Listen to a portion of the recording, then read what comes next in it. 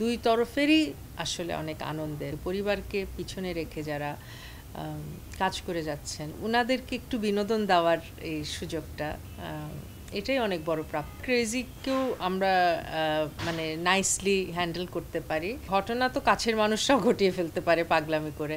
ঈদের বাজেট কত, পুরাটা জিনিস আমার কাছে ভালো লাগেনি, প্র্যাকটিসটাই ভালো লাগেনি। দেশেও অনেক সাড়া পাই, আর দেশের বাইরেও সাড়া পাই। আর দেশের বাইরে তো আমাদেরকে আর সবসময় আমাদেরকে সামনাসামনি গান শোনার সুযোগটা ওনাদের হয় না, বা আমাদের সেই সুযোগ হয় না ওনাদেরকে সামনাসামনি গান শোনানোর।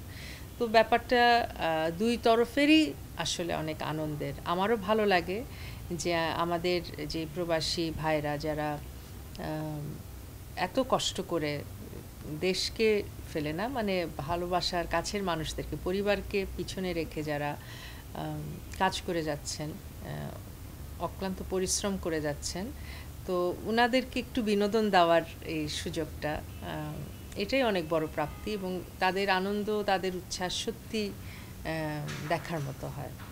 ক্রেজি টাইপ হলেও আমরা ক্রেজিকেও আমরা মানে নাইসলি হ্যান্ডেল করতে পারি। ডিপেন্ড করে আপনি কিভাবে সেটা ওই ওই সিচুয়েশনটা কিভাবে হ্যান্ডেল করছেন। তবে ক্রেজি না হলেও আমি বলবো যে খুব উচ্ছ্বাস নিয়ে বা খুব বেশি আগ্রহ নিয়ে অনেকেই যে আসে না তা না, বা একটা ছবি তোলার জন্য একটু জোর করে সামনে চলে আসা বা কিছু, এগুলো না, এটাও মিষ্টি ভালোবাসা, এটাকেও আমি খারাপভাবে দেখি না।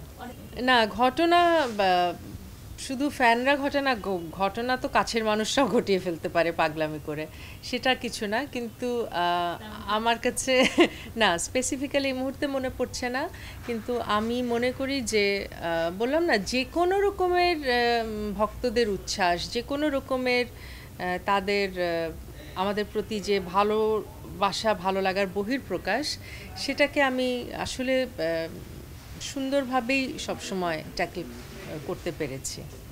আর কিছু বিষয় যদি মনে হয় যে অনাকাঙ্ক্ষিত, আমার মনে হয় সেখান থেকে নিজেকে একটু গুটিয়ে নেওয়া বা সরে যাওয়াটা বুদ্ধিমানের কাজ। সেটা যে কোনো মানুষই, শুধু শিল্পী বলে না।